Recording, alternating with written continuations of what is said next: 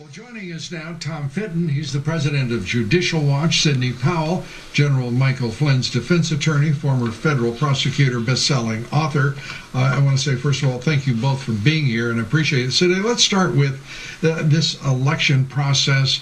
We just heard from John Solomon that the FBI indeed is being diligent, is involved, and we all hope he is exactly right.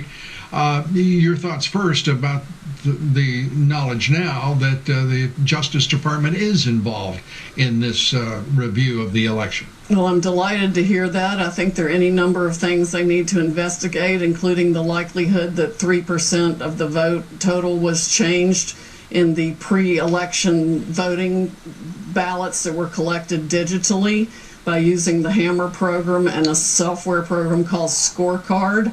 That would have amounted to a massive change in the vote that would have gone across the country and explains a lot of what we're seeing.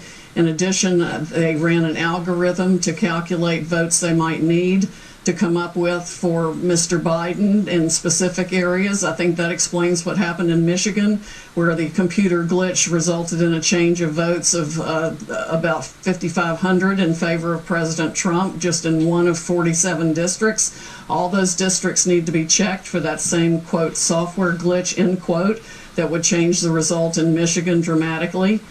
The same thing is happening in other states. We've had hundreds of thousands of ballots mysteriously appear solely for Mr. Biden, which is statistically impossible as a matter of mathematics. It can all be documented. We are putting it into materials that we will file in federal court, and we need to seek relief in multiple states to enjoin the certification of any election results. Tom Fitton, as you listen to Sidney, that sounds like a strong case for a straightforward allegation of fraud. The two programs that she just mentioned, I'm going to ask you right now, have you ever heard of them? Because I had not heard of them.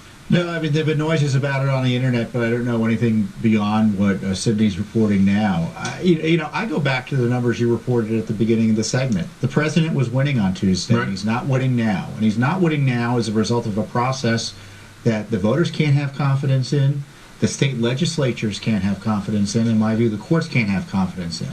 So the question is, are the courts going to undo what went on? I don't know. But the state legislatures in Georgia, Pennsylvania, Michigan, Wisconsin, perhaps Arizona, they now have an opportunity to make a stand on behalf of the rule of law. Are they going to endorse what went on this week, or are they going to appoint a clean slate of electors that supports President Trump?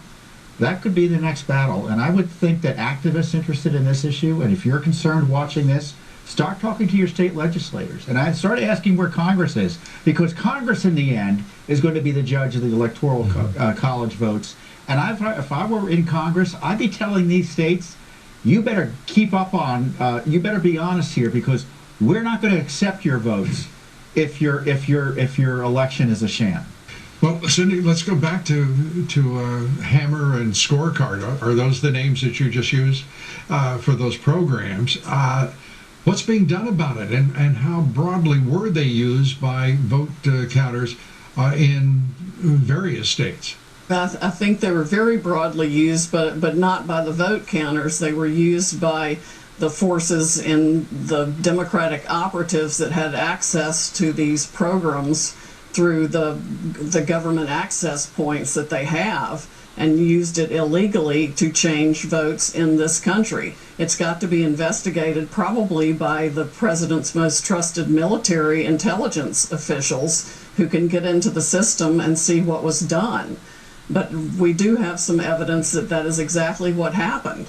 And they've used it against other entities in other countries. It's just been turned recently against our own citizens here to change election results. It's absolutely appalling that that can be done. And whether it's called computer glitches or something else, somebody has actually gone into the system and changed voting results. That's called intervention in our elections, irrespective of, I guess if they were Russia or China, we'd refer to them as meddling. But it's intervention, and it's also crooked as hell, rigging this election no matter the jurisdiction, whether it's Michigan, Georgia, wherever it might be. what can we do about it? Because the Department of Justice, I mean, if there's evidence of that program, why not just turn it over to the Justice Department and say, and go to the courts and say, this has got to stop now. Here is the way in which it was done. Well, we've been trying to get their attention, and we're going to try even harder, and we'll have to put it in a federal lawsuit, apparently, and get as much of it out as we possibly can. We have some excellent witnesses on the issue.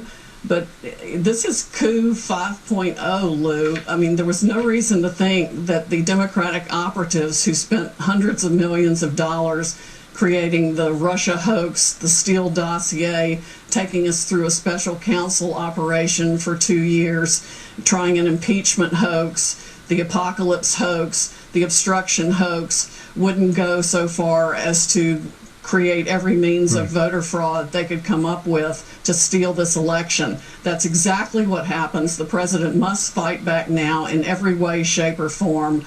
We cannot let this republic be stolen by the Democratic operatives who want to destroy the republic and make it a socialist country where they continue to line their pockets with these backdoor global deals like the Biden laptop from hell exposes. Well, Cindy, that's, I think you're exactly right about that not happening. Let's turn, Tom Fitton, you've pointed out in our discussions that these legislatures are Republican controlled. Who can take that message to them, and precisely how likely is it that they would be receptive to a clean slate of electors who would represent, say, the state of Pennsylvania? That's a Republican legislature. And stand up for the integrity of elections and support the president.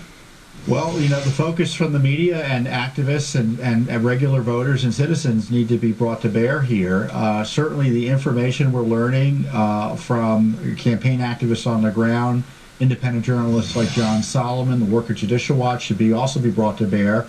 I mean, we knew going into this election in Pennsylvania, Lou, there were 800,000 extra names in the rolls in Pennsylvania.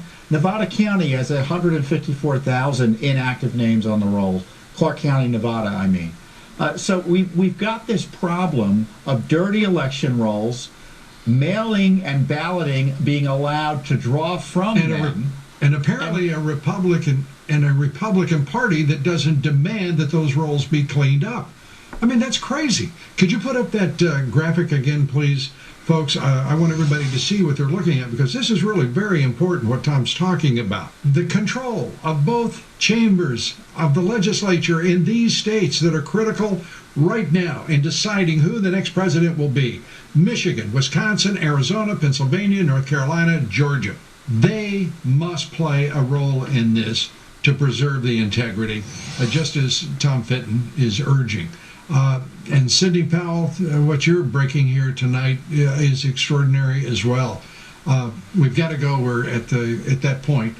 But thank you both for everything you're doing for the country and for the president. We appreciate it. Thanks so much.